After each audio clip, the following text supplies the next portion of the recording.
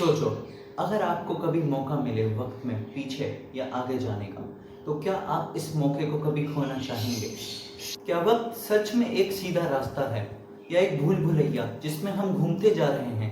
आज की इस वीडियो में देखेंगे हम वक्त के ऐसे 3 एंगल्स जो साइंस फिक्शन नहीं बल्कि एक साइंटिफिक, मिस्टीरियस और रिलीजियस, जो कि एक रियलिटी बना देते हैं। एक शख्स जो 2056 से आया था, और एक ऐसी पुरानी फोटो जिसमें एक मोबाइल फोन नजर आता है, और ऐसे पुरानी वाकयात जो वक्त के रुकने, थमने और बदलने का सबूत देते हैं।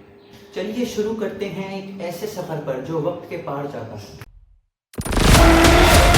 साल 2003, न्यूयॉर्क स्टॉक एक्सचेंज।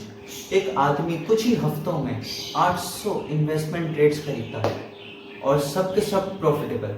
FBI को उन पर शक होता है कि अगर ये लक होता तो कैसा लक है कि 800 के 800 ट्रेड्स प्रॉफिटेबल। तो FBI इसी शक में उस आदमी को गिरफ्तार करती है। इन्वेस्टिगेशन में वो बयान देता है कि मैं 2056 से आया हूँ और मुझे हर स्टॉक का फ्यूचर पता है। जब FBI ने प्रेस किया तो उसने कहा कि मैं तो सिर्फ मदद कर रहा था, मुझे पता है आज की दुनिया कितनी मुश्किल में है। लेकिन सबसे अजीब और हैरत अंगेज बात, वो आदमी 4 महीने बाद डिसअपियर हो गया, गायब। कोर्ट रिकॉर्ड से भी गायब, ना बेल रिकॉर्ड ना ट्रांसफर। क्या ये सिर्फ एक स्टंट था या वाकई में फ्यूचर से आया हुआ कोई शख्स था? इस वक्त सिर्फ सवाल है, जवाब नहीं। 2000 में इंटरनेट फोरम्स पर एक शख्स ने पोस्ट करना शुरू किया, नाम जॉन टाइटर।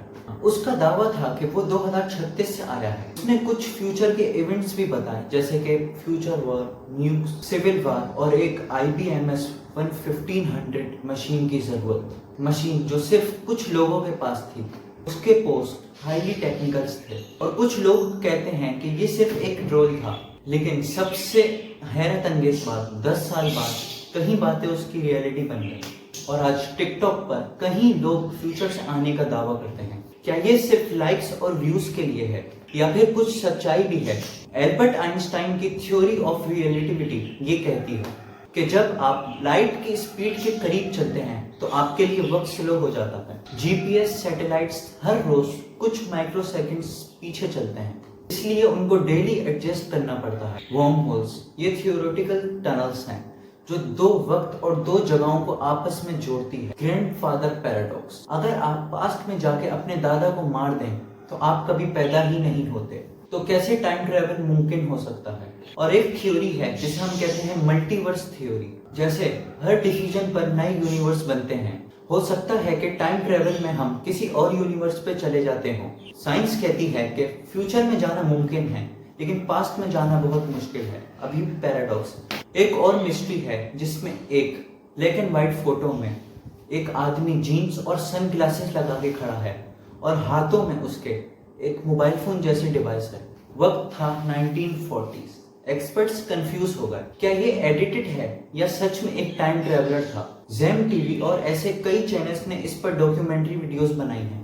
कुछ कहते हैं कि ये सब फोटोशॉप है, लेकिन कुछ लोगों का कहना है कि प्रूफ ये भी तो नहीं है कि ये फेक है या रियल। तो फिर क्या ये एक गिलिश था टाइम में? असहाबे कहफ, एक ग्रुप जो 309 साल तक लगातार सोता रहा, जब जाके तो समझे कि अभी तो एक दिन गुजरा है। हजरत खिजर अलैहिस्सलाम वक्त से आगे इल्म रखते थे। हजरत मूसा अलैहिस्सलाम के साथ उनका सफर कुरानी आयत में मौजूद है। हजरत सुलेमान अलैहिस्सलाम, उनका एक जिन वक्त के अंदर सफर करके एक ताज लेकर आता है। ये भी वक्त के गुजरने का सबूत हो सकता है। इस्लाम सिर्फ वक्त को एक लाइन नहीं मानता, बल्कि एक फ्लेक्सिबल चीज के तौर पर भी देखता है। CREN जैसे इंस्टीट्यूट्स हाई स्पीड पार्टिकल्स पर एक्सपेरिमेंट्स करते हैं। रिलेशन ऑब्जर्व की गई है।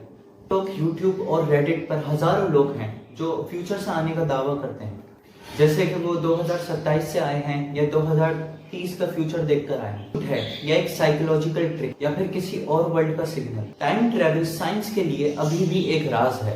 मुमकिन है, लेकिन पास्ट में नहीं। और रिलीजन्स को एक साथ देखते हैं तो ये रास्ता खुलने लगता है। क्या हम हर रोज एक नई टाइमलाइन में जीते हैं? क्या आप वक्त में सफर करना चाहेंगे अगर मौका मिले? अगर आप पास्ट में जा सकते हैं तो किस लम्हे को बदलते हैं? कमेंट में जरूर करें।